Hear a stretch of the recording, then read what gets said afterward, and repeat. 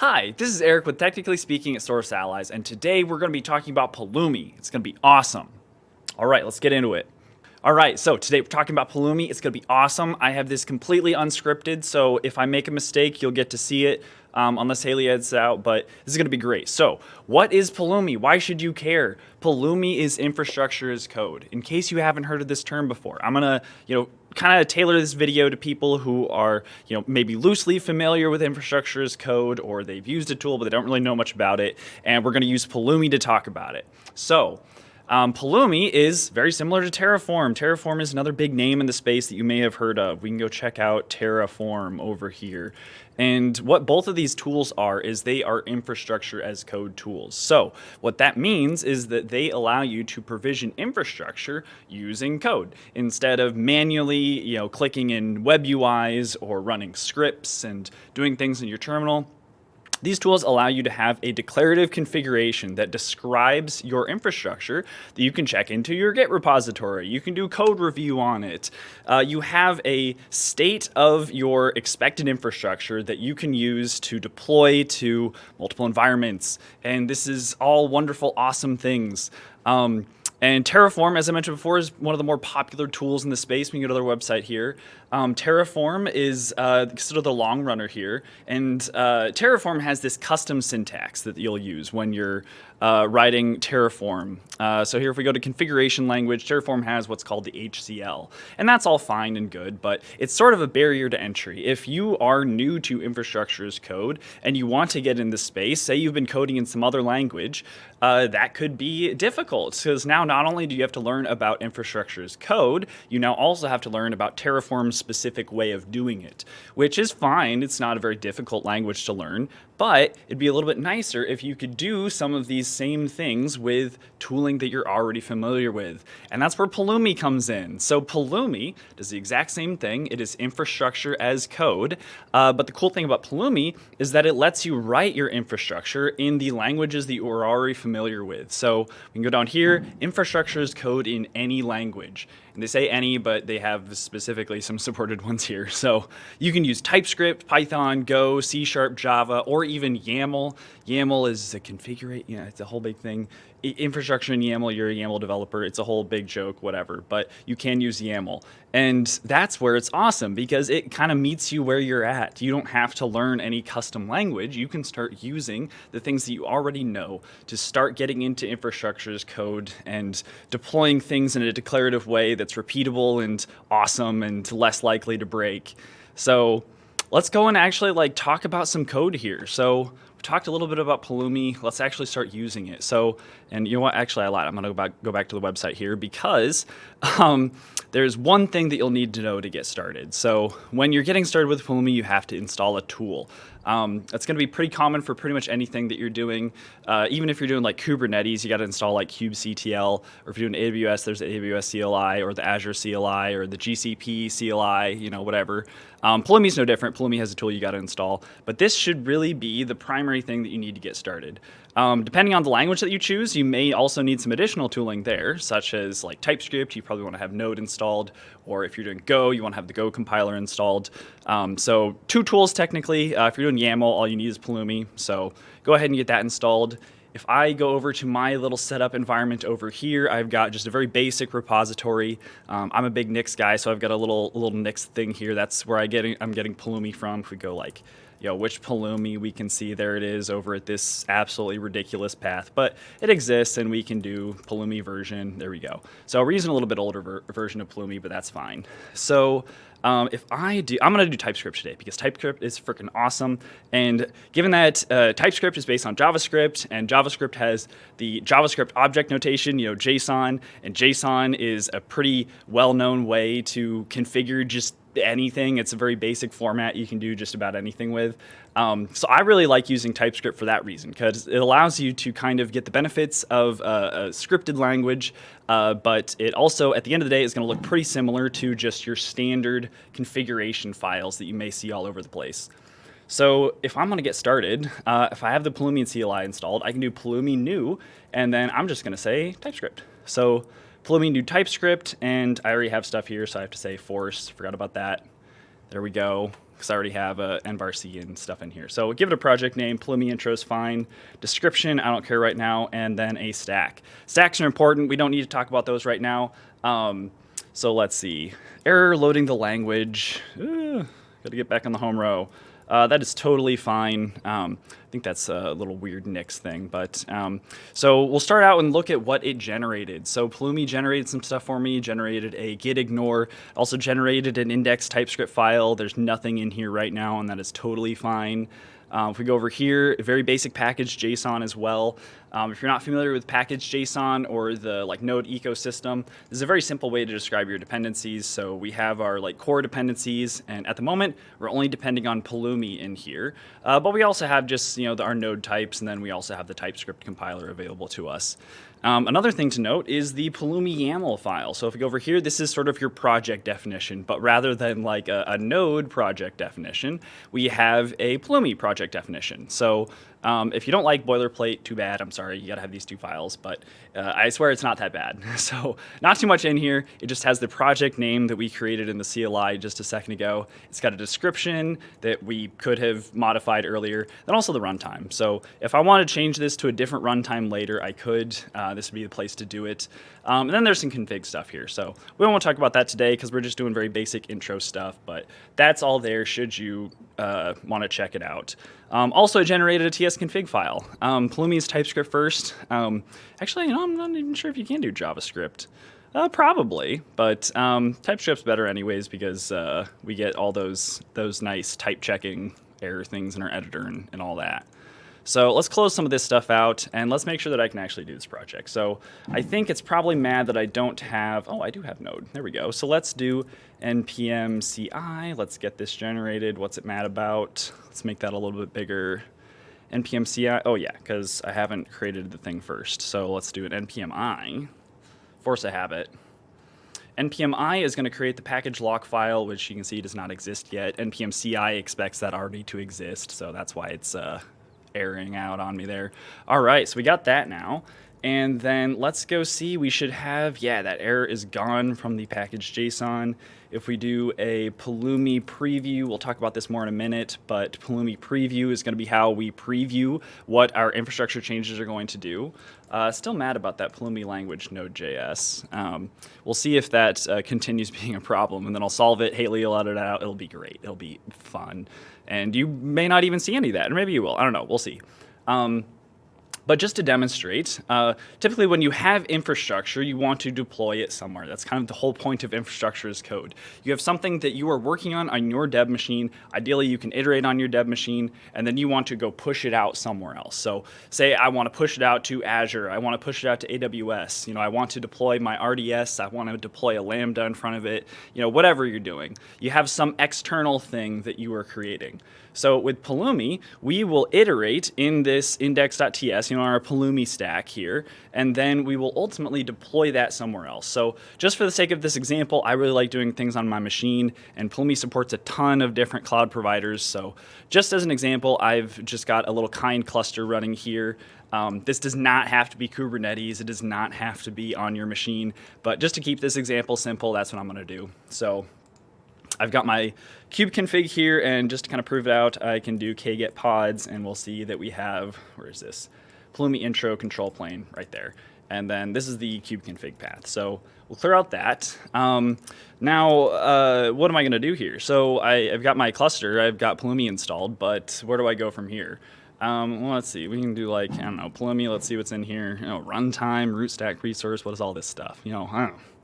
I don't know, input property error. Yeah, that's exactly what I care about. Let's start with the errors. No, that's not what we're going to do. So the way Pulumi works is that the different cloud providers are distributed as packages within the language's native ecosystem. So since we're working in Node right now, we can use NPM packages to pull in different cloud providers.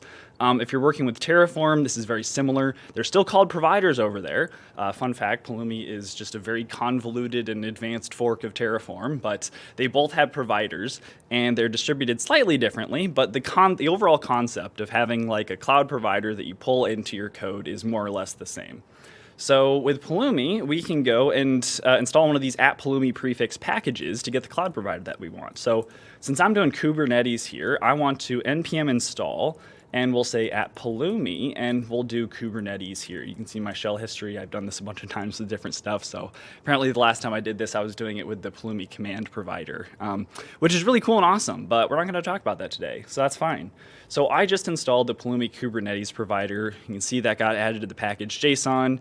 We're at 4.28 here. That version is more or less arbitrary. It's just how they version this provider itself. And then now, if we go over here, we can copy this import line, and let's import Kubernetes, and we'll do Kubernetes. There we go. So, cool thing here. We've got the provider in here, and we can start creating resources with it. So where Pulumi didn't really have much for us earlier, now with the K8s thing, we have something that's a little bit more useful. And I must have Copilot turned on. It's trying to help me out here. But what we're actually going to do is we're going to create something totally new. And yeah, we're just ignore Copilot. Copilot's trying to be helpful. It's not being helpful. So in Kubernetes, we have this concept of like namespacing so that we can group resources and manage access to them. If you're working in Azure, this is much like a resource group. In AWS, I'm supposed to know what that is. We're an AWS shop, but I'm more of an Azure guy. I forget what AWS calls it, but it's something very similar. All these different clouds have concepts of like grouping resources in some way so that you can manage access to them, manage permissions, and things like that. So in Kubernetes, it's just called a namespace. So let's create a namespace, and perhaps let's get the terminal out of here so we can see a little bit better. So we'll say new K8s core, and yeah, Copilot's at it again. It's reading my mind. So we'll create a new namespace, and we'll call it Pulumi intro. And then we can give it some options here too. So first we start with the name. This is the name for Pulumi. This is how Pulumi will identify our resource. And additionally, if we go down here, there's some additional things that we can provide. But at the moment, we don't really care. Actually, I lied, we do. Because in Kubernetes, the namespaces themselves also has a name. So we'll go into the metadata, and this will be cloud provider specific. So, at this point when we're looking at these options, we have now left the Pulumi land, and we are now in the cloud provider land.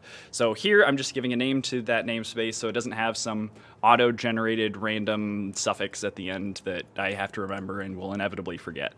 So now that we've got our namespace, let's go actually put something in that namespace. And we're just going to keep this real simple today. So we're going to create a simple pod and see how far Copilot can get us here. So very similar thing. We're just effectively namespacing into the resource here. So, and this is a very TypeScript specific thing. So we have like K8s or Kubernetes is the top level one. Then we have a core namespace, and then V1. So we're targeting the V1, the version 1 of these resources. And where previously we accessed a namespace, now we're going to create a pod. So very similar thing here. All Kubernetes resources follow this very similar pattern where they have like a metadata and then a spec. And you know what? This is all good for now. I'm going to talk about that in a second. Slow down, Copilot. I'm not there yet. Oh, my goodness. There we go. Let's just pause there, and let's talk about what we've done. Stop it, Copilot. Oh, my goodness. Oh, my goodness. Okay, so we have now also created a pod resource, and we have given it the name Hello World. We're going to have just some dumb thing running in here that doesn't really matter. Also, here we give it a name, so we have the metadata, sort of top-level property, and then we give it a name down here. And then here, Copilot, it stole my thunder. This is one of the really cool things, is that in all of these models, like your Terraform, Pulumi, Bicep, ARM, there's always this concept of dependencies. So, like for example here, if I want to deploy a pod and I want to put it into the namespace, well, the namespace has to exist first before I can do anything inside of it. Now, if you're familiar with Kubernetes, you may know that there's little asterisks there, but we're going to gloss over that for now.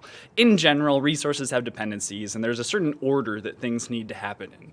So the way Pulumi does this is with its very complex input and output system. So if we go look at what's actually created over here, we can see the type itself is a namespace, but if we go look at metadata, for example, and in the little mouse over hint here, we can see that there is this Pulumi output that then wraps this object meta here. So what this is a custom type that's obviously coming from Pulumi that allows it to model the outputs and, as we'll see in a second, inputs for a resource sort of transparently to you.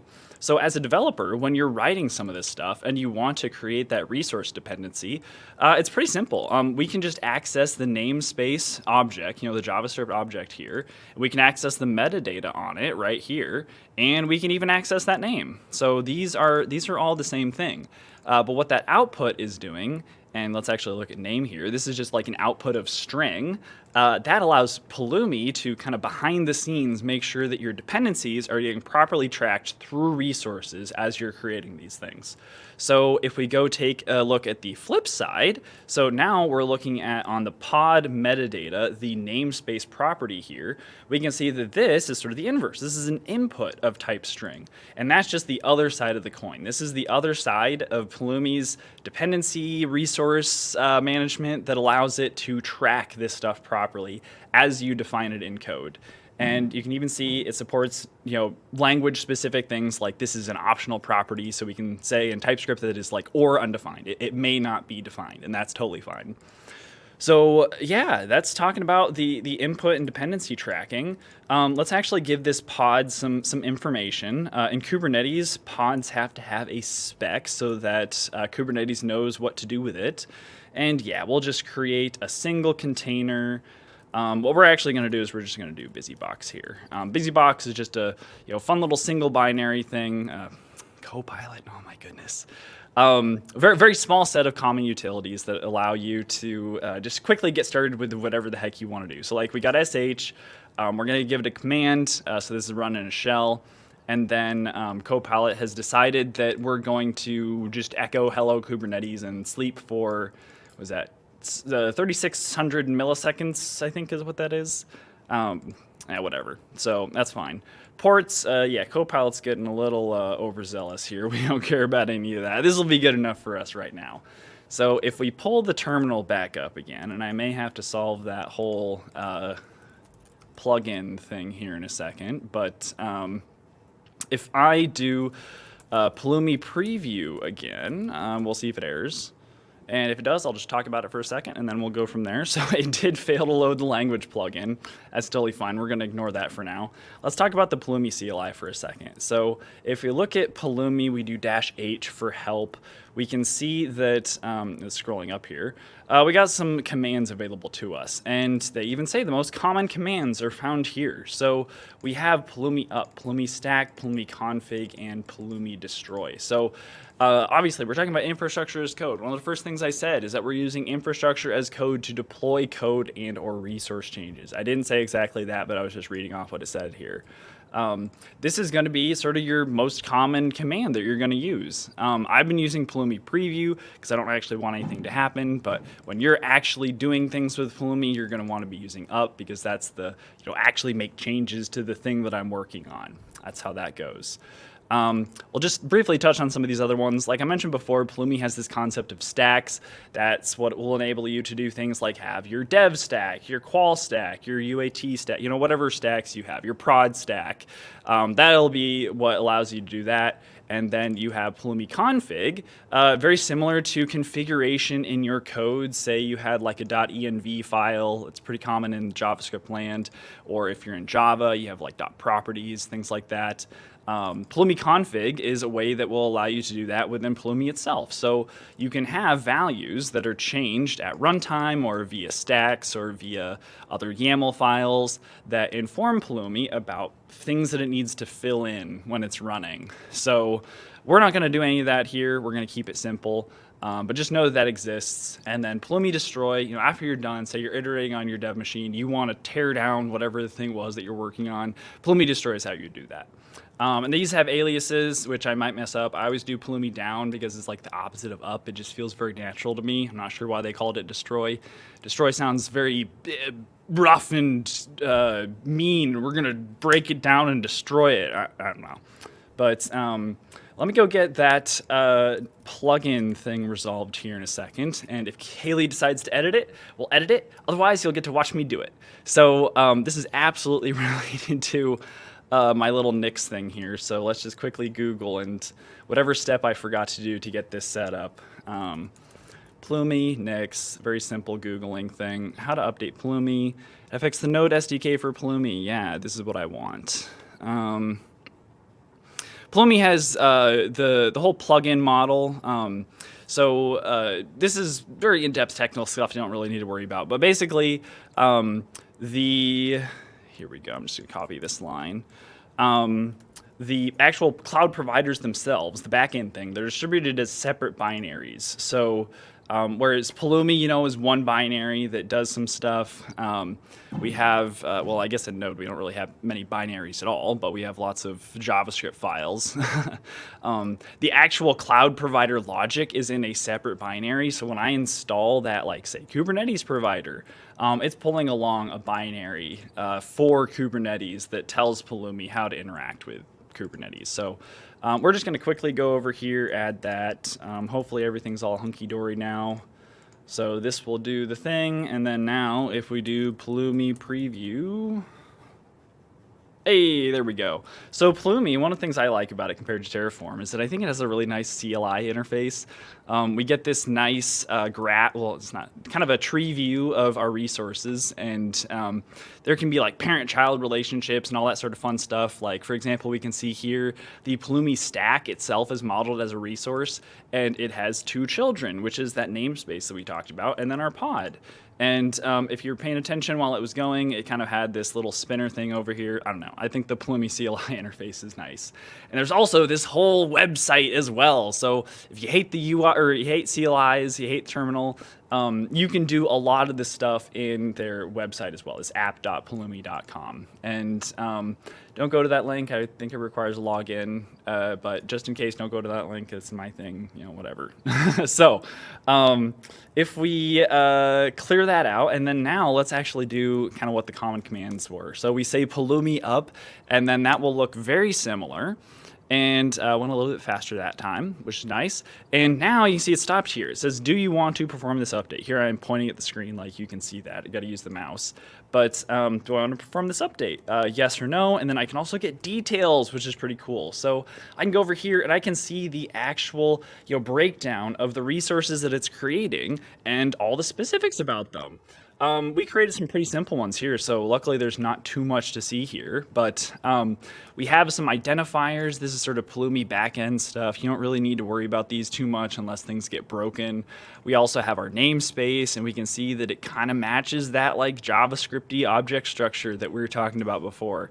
And down here, we even have our pod as well. So it's formatted this nicely so we can see that like, hey, there's an array here. This is the first element or the 0th element of the array. You can see our command, over here, and image and name. So this is really cool stuff. If we had made a change, and actually, let's just demonstrate that. So we'll perform this update. It's going to look at my kube config.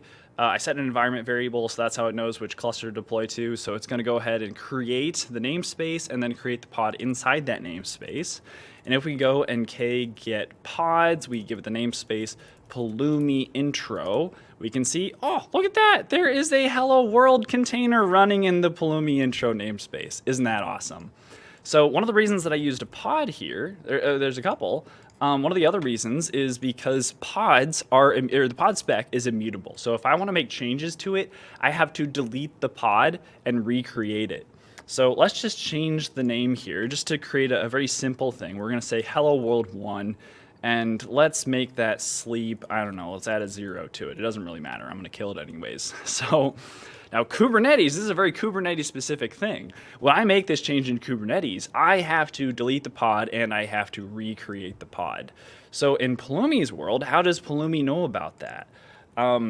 Well, luckily, the Kubernetes provider is going to be able to pick up on that change for us. So if we do Pulumi up again, and we watch what the CLI spits back out, you can see we get a very similar thing here.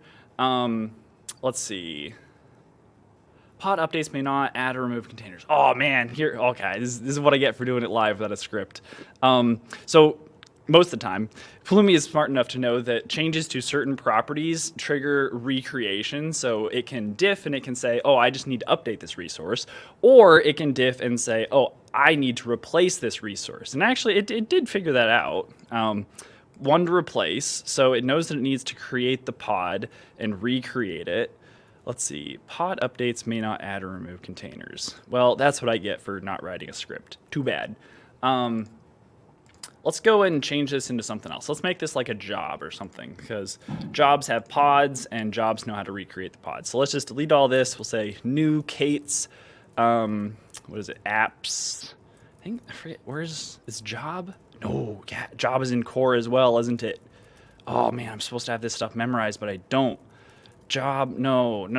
What is it? Batch v1 job. There we go. Oh, that's embarrassing. Man, do I even know Kubernetes? I don't know that I do.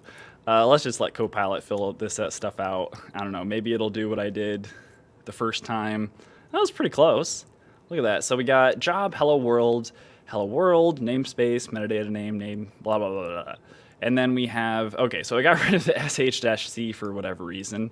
That's just a Unix-y thing. I don't know. It added a restart policy. I'll just get rid of that. I think it's required.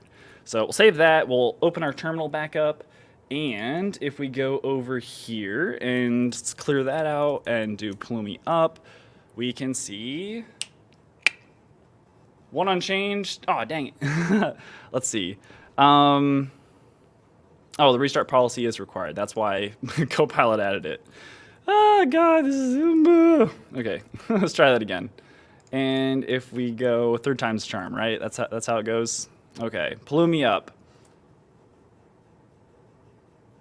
There we go. Oh my goodness, so embarrassing. Yeah, don't publish this. This is terrible.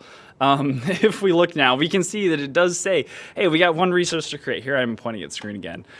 We have one resource to create. So here's our new Kubernetes job. And we can see that the plan is it's going to create it. That's what it's planning to do. And if we go over to look at the pod, you can see now it's planning to delete that. So that's exactly what we want. And it's still going to ask us here. Let's actually look at the details. You know, we just get that nice diff view. You can see it's all colored and pretty and awesome and amazing. So we'll say yes, and then it'll go through and do its thing. And once it's done, we should be able to see that the job is created, and that job should have also created a pod. And that pod will be echoing and dying, because that's what pods do sometimes. They do their job and then they die. And that's fine. That's what they're supposed to do. And yeah, sometimes this does take a little bit, and I think it'll...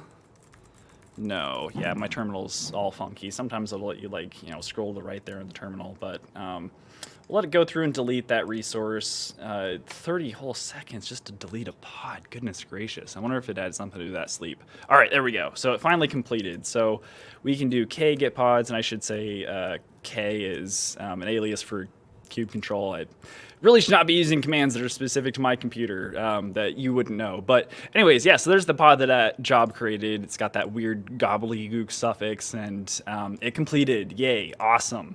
And if we do k get jobs, we go -n Pulumi intro, boom, there we go. There's our job. It is also complete because the pod that it created completed. So, I'm talking fast. That is infrastructure as code and Pulumi. And the cool thing here is that we do not have to use TypeScript. We can go and we can delete all of this stuff. Let's see, can I quickly delete all of this? Let's delete that. I clicked on too many things. Yeah, it's good. Let's delete all of it. Move to trash. Get out of here. Let's go and let's just for giggles, let's go and create a new like Python. I don't use Python, so I won't know what to do with it. But we're gonna do it anyways. We'll create a new Python project. Pulumi new Python. Yeah, I got to do it again. I got to pass force. It's the same as the first time. That has not changed. We'll do the thing. I clicked a little bit too quickly there, I think. So Pulumi was like, hey, some stuff already exists. Do you want to reuse it? And actually, that's what it's doing again here. So stack dev already exists. The Pulumi state model, you may have noticed there's no state on my machine. If you're familiar with Terraform, the Terraform state is something that you have to worry about pretty frequently. Well, not frequently. Usually it's at the time of stack creation, where are you going to put your state file? Got to worry about it then. It's a very important decision. There's secrets and stuff in there. You don't want to put that in a bad spot. Pulumi, at least by default, will have your state stored in the Pulumi cloud. Now, it's not required. I know that's a big security concern for some people. It's not a requirement, but by default, that's where your state will get stored. So that's why we don't have to worry about it here when we're just fiddling around in the local setup. And I meant to say prod, but I ended up saying proc instead. So we see it generated a little Python thing. And again, I don't know Python. Requirements.txt, my coworkers tell me that's kind of an older thing. I think like UV is what they use now. Asked a question about that in our like Slack thread and whatever. So anyways, yeah, don't have to do TypeScript. You can do Python as well. And we could do that exact same thing in here. We could add the Kubernetes, Pulumi Kubernetes dependency, and we'd be able to do the exact same thing over in Python. So, all right, bam, there we go. This has been Eric with Technically Speaking at Source Allies. Do you have a topic that you want to see covered? Comment it down below and check out sourceallies.com to learn more about us. Thanks and have a good night.